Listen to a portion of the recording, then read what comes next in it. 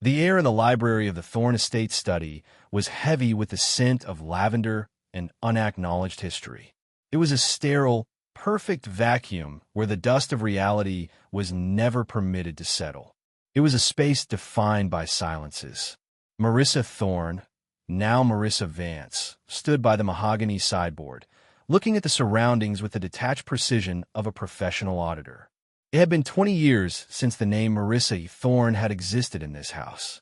The woman standing there now was the CEO of Vance Senior Care Partnerships, a person who understood the geography of aging better than the people who currently inhabited the mansion. The silence in this study, however, was different. It was the silence of a looming ledger. For 20 years, a daughter had been the invisible pillar of the house. While the father, Margaret Thorne, traveled and socialized, and a secret son pursued speculative business ventures under a shroud of secrecy, the daughter had managed the estate. The logic was simple. Stewardship was a cornerstone of reality. This meeting, however, had been called to discuss a different kind of reality, the reality of debt and foreclosure.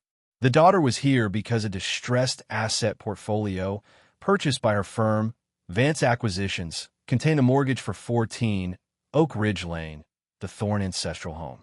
She had not come back as a daughter. She had come back as the owner of the graveyard. 20 years ago, a different meeting had taken place in this very room. At that time, a 20-year-old daughter was pregnant and terrified, having been told by her father that the child was a contaminant to the family legacy. The threat of immediate disinheritance had been issued, an ultimatum demanding the daughter give the child up for adoption. The father's reason was consistent. A reputation was a delicate structure that required protection. Stewardship, in that logic, meant prioritizing an image over a human life. The daughter had complied, signed the papers, and disappeared into a world that didn't care about the Thorne name. The father had effectively prioritized a portrait over a human life. The daughter had spent 2 decades building a fortress of her own. The transition from the mansion to the city had been brutal. The daughter took her grandmother's maiden name, Vance, and began a life defined by forensic auditing. While the rest of the world slept, the daughter learned the anatomy of deception. Forensic auditing was a discipline that specializes in tracking high-stakes corporate fraud and financial neglect. A specialty was developed in tracking families and businesses that believed they were too big to fail. While the secret son, now established as the golden child, enjoyed a lifestyle of galas and speculative ventures funded by the family fortune, the daughter was learning to read the fear in a CEO's bank statement. She built Vance Acquisitions in the shadows, a company that specializes in distressed assets and high-stakes corporate takeovers. She did not seek out social validation. She sought leverage. The moment of collapse for the secret son arrived with the failure of a luxury perfume brand called Lumiere. The strategy was textbook. David needed to stay relevant. The brand required significant funding, which David secured by taking out short-term, high-interest loans against the only asset he truly owned, the Thorne estate. A forensic audit of David's business filings revealed a familiar address on the loan documents, 14 Oak Ridge Lane. David had missed 3 consecutive mortgage payments. They were moving to foreclose. The debt of the secret son was about to become the property of the disowned daughter. Vance Holdings bought the debt. The foreclosure process was initialized. An eviction notice was served to the estate. A meeting was arranged at a small, unassuming bungalow on Cherry Street, a house also owned by Vance Holdings. Margaret and David thought they were meeting a guardian angel. Instead, they met the ghost. On the day of the final meeting, the air in the bungalow was stale. The windows looked out onto a street that held no prestige. Margaret and David Thorne sat across from a woman whose presence was an indictment. The silence in the room was absolute. Sarah, David's wife, sat in a corner, already mentally calculating the cost of a smaller existence. Sarah had once claimed she was born for high society, but now the only thing she was calculating was the visibility of labor. Margaret began the meeting with an appeal to family, calling Marissa her darling girl, and claiming she knew a daughter's heart would never truly abandon a family in its hour of need. Evelyn set a leather folder on the small kitchen table. She informed them that Vance Holdings was the new owner of the mortgage, the liens, and the living trust itself. The assets were now liabilities, and the liabilities were now the property of a woman who didn't recognize the Thorne family name. The family learned that the disinherited daughter had not just worked, she had studied. While they were consuming the warmth of tradition, she was mastering the arithmetic of survival. She explained that professional dignity, a concept she had prioritized in her firm, required a level of accounting that the Thorne family could no longer perform. She coordinates care based on assets, she said, not performed emotion. The details of the debt were discussed with clinical precision. David's business ventures had generated losses on every sale, funded by loans against the mansion. The family living trust was empty. The Thorne name, which had once meant security, was now a line item on a spreadsheet in the column marked insolvent. A surrender of rights document was placed on the table. Margaret's command over the conversation vanished. David screamed and lunged, only to be stopped by the reality of his own actions. The visionary had failed to pay the property taxes, and the cold child had come to collect the deed. Payday had finally arrived. David looked at the surrender document. The pen shook in his hand. If he signed, the golden child of a 20-year performance would have 0 assets and 0 family stewardship. The heart of the next generation was now in foreclosure, just like the house. Margaret looked at the eviction notice. Her command had gone. A reflection on the nature of stewardship was offered. A family is a structure that requires walls, not just a performance of tradition. The accounts were balanced. The audit was complete. A signature was placed on the document. The final transfer of rights was finalized. Evelyn took the folder and pushed back her chair. She informed them that a cleaning crew would arrive at 9 a.m. the next morning and that the property would now serve as the new headquarters for a firm. David was given instructions on the move-out procedures, a list that did not include emotional performances or appeals to status. He was also informed that a night shift janitorial position was available at the downtown corporate offices, should Sarah require a job to pay rent on the Cherry Street apartment. The ideal sister, who had once lived for art galleries and galas, was now in the position of being a cleaning supervisor. It was a victory of logic over performative duty. Oak Ridge Lane was transformed. The Grand Hall, which had once hosted white lilies and disinheritance, was now filled with server racks and forensic auditors. Blue LED lights twinkled like diamonds in the darkness. The scent of lavender was gone, replaced by the ozone of high-end electronics. Marissa Vance lived in the master suite, the same room where she had once managed her father's care. She understood that a house built on logic is the only structure that survives the winter. Revenge, she knew, was a performance that burns and then turns to ash. Arithmetic, on the other hand, was the solid reality that everyone tries to ignore. The accounts were balanced. The story of the Thorne family became a cautionary tale in the local community. It was a narrative about the difference between a family built on performance and a life built on substance. Marissa Vance remained a private figure, a woman who understood that the most enduring power is the kind that doesn't need to shout to be felt. The disinherited daughter had done more than survive. She had documented the dynamic of her own family's collapse. Payday was the ultimate logic, and the bill had finally been paid. The performance of the family was over, and the audit of a disowned life had produced a new owner. Marissa Vance often sat on the porch of Oak Ridge in the evenings, watching the sun set over the gardens she had once weeded. She understood that she hadn't just bought a house. She had bought back her own time. The 5 years of caregiving were no longer a period of lost youth, but the training ground that had made her unbreakable. A final audit of a disowned life proved that resilience isn't just a trait. It is a financial strategy. She had internalized the lessons of the sterile parlor. Payday was not just a moral tale. It was the arithmetic of justice. The audit was complete, and the ledger showed a final balance of 0. The video concludes with a direct appeal to anyone who has ever been the invisible child or the black sheep. It is a reminder that the roles assigned by a toxic dynamic are not permanent. Competence can override entitlement, and a disowned daughter can return to buy the graveyard. The video specializes in narratives of resilience, satisfying karma, and the ultimate justice of a balanced ledger. Payday, as always, has arrived. The conclusion of the Thorne story was not a grand explosion of conflict, but the steady, rhythmic hum of a well-run life. It was a reminder that the performance of a life built on image is fragile, but a life built on logic and resilience is permanent. The accounts were balanced, and the audit of a disowned life was complete. The final account showed a zero balance. 5 years of silence had passed since the gates of Oak Ridge were closed to the Thorne family. During those years, the mansion had become a landmark of corporate efficiency. The name Vance was synonymous with a new kind of healthcare, one that prioritized results over reputation. One Tuesday afternoon, a man stood at the security gate. He was 40 years old, but he carried the posture of a man twice his age.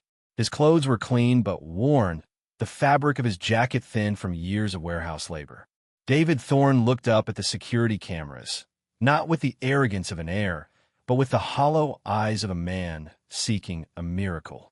The request for a meeting was processed through 3 levels of administrative assistance. It was not granted because of family bond. It was granted because a security report indicated that the individual was a former occupant who might possess information regarding old structural liens. When David was eventually led into the boardroom, the former dining room of his childhood, he did not find a sister waiting for him. He found a CEO. Marissa Vance did not look up from the tablet she was reviewing. The air was sterile, the hum of the servers in the next room providing a constant, low-frequency reminder of the new order. David began to speak of a second chance. He spoke of a new business idea, a digital platform for artisan logistics. He claimed that the years of labor had taught him the value of hard work, and that a small investment from Vance Holdings could restore the family's honor. He used the word legacy 7 times in the first 3 minutes. He suggested that Margaret Thorne, now failing in the Cherry Street bungalow, deserved to see her son successful before the end. The performance was familiar, but the audience had changed. The logic of the boardroom did not allow for the inclusion of speculative honor. Marissa Vance finally looked up. She did not offer a seat. She did not offer water. She presented a single sheet of paper, a performance review from the warehouse where David had worked for the last 5 years. The report detailed 3 instances of tardiness, 2 conflicts with supervisors, and a consistent inability to meet production quotas. The audit of David's character was as bleak as the audit of his finances had been. Marissa informed him that Vance Holdings did not invest in ideas. It invested in proven systems of resilience. David was not a system. He was a recurring error in a family ledger that had already been closed. The final rejection was delivered with a clinical lack of heat. Marissa explained that the Thorne name was no longer currency. The house was a headquarters, the trust was a memory, and the golden child was simply a citizen with a poor credit score.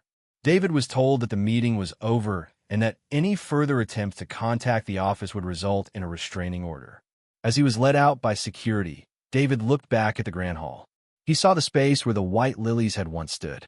It was now occupied by a high-speed fiber optic hub. The visionary had finally been eclipsed by the reality of the infrastructure.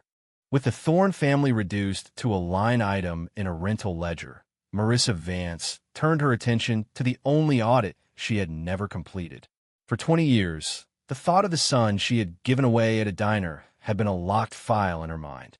Now, with the resources of an empire at her disposal, the search began. This was not a search driven by a sudden burst of sentiment. It was a search for the completion of a cycle.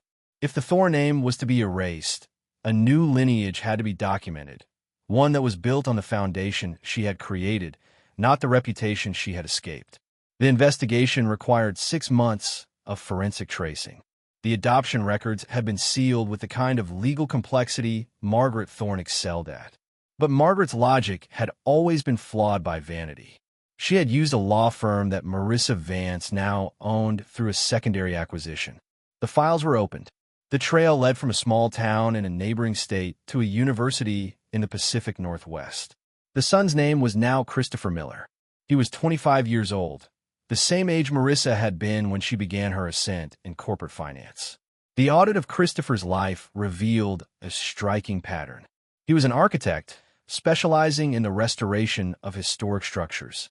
He had not grown up in a mansion. He had grown up in a middle-class home with parents who were teachers. He had worked his way through school, taken out loans, and paid them back ahead of schedule. He had no knowledge of the Thorne name, no knowledge of Oak Ridge, and no knowledge of the woman who had sat in a diner 25 years ago and made a choice to protect him from a toxic legacy. He was a person of substance, built in the absence of the golden child delusion. The meeting was arranged under the guise of a corporate commission.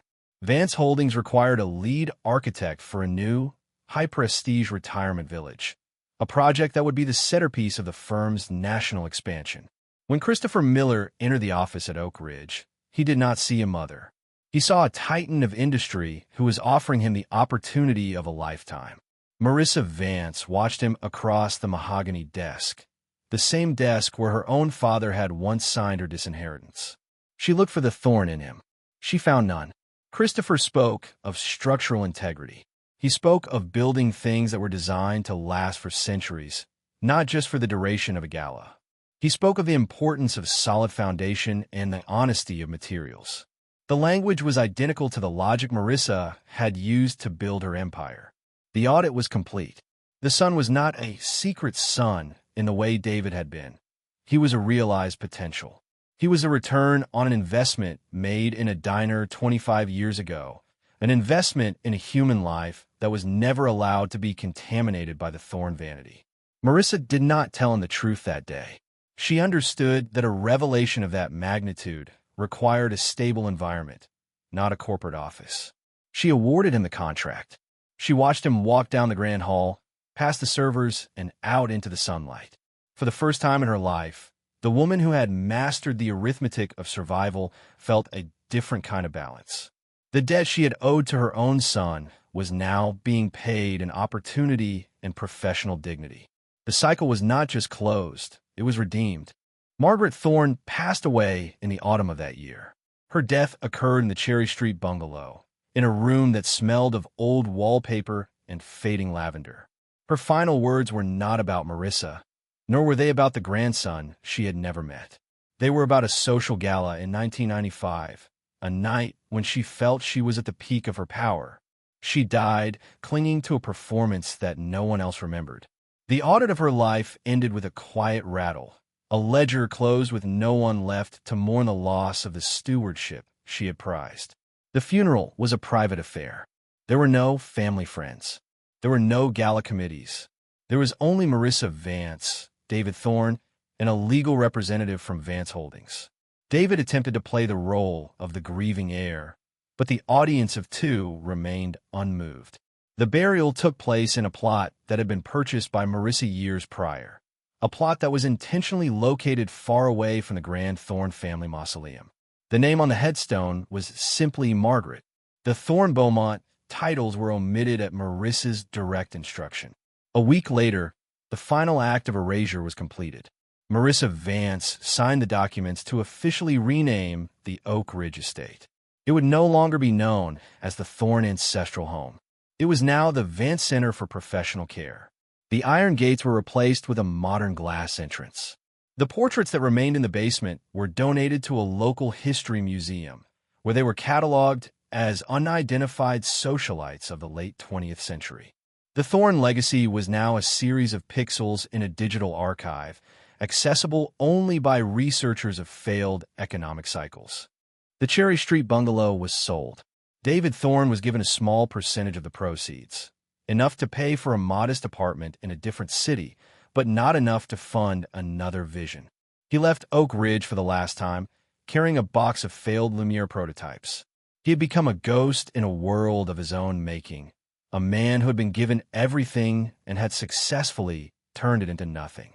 The audit of the golden child was over. The balance was zero, and the firm of Vance Holdings had officially written off the debt. Marissa Vance stood on the balcony of the medical center at sunset. The servers behind her continued their rhythmic hum, managing the dignity of thousands. She looked at the city skyline, where a new building was rising, a building designed by Christopher Miller. She had eventually told him the truth, not as a plea for love, but as an audit of his own history. He had taken the news with the same resilience he had shown in his work. They were not a family in the Thorne sense. They were two people who respected the structures they had built. The final reflection of the story focuses on the ultimate nature of inheritance.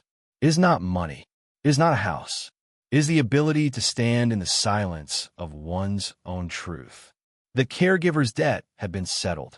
The daughter had nursed a father, survived a mother, and redeemed a son. She had taken a disinheritance and turned it into a sovereignty. The arithmetic was simple. A life built on a lie will always collapse, but a life built on resilience is a fortress that can never be foreclosed upon. The Thorne name is now gone. If a researcher looks for the history of 14 Oak Ridge Lane, they find only the records of Vance Holdings. They find a story of high-stakes corporate acquisitions and a woman who reinvented the concept of elder care. The secret son, who is supposed to be the savior, is a name on a warehouse timesheet. The golden daughter, who is supposed to be the maid, is the owner of the ground they all walk on. The performance is over. The truth remains. The 40-plus audience, those who have spent their lives balancing their own family ledgers, recognize the justice in this conclusion. They understand that being cold is often the only way to survive a house on fire. They see that the black sheep is not a rebel, but a realist. The daughter didn't seek revenge. She simply allowed the laws of gravity to take effect on a family that thought they could fly on vanity alone. The satisfaction of the ending is not in the punishment of the mother, but in the total triumph of the daughter's logic. As the credits roll on this drama, the image remains of a ledger being closed. A fountain pen is placed on the desk. The blue lights of the servers twinkle in the dark. The sound of the wind through the valley is the only noise. It is a quiet, rhythmic hum. It is the sound of a well-run life. It is the sound of a debt that has been paid in full with interest. The audit of a disowned life is complete. The balance is zero. And for Marissa Vance, for the first time in 50 years, the account is finally settled.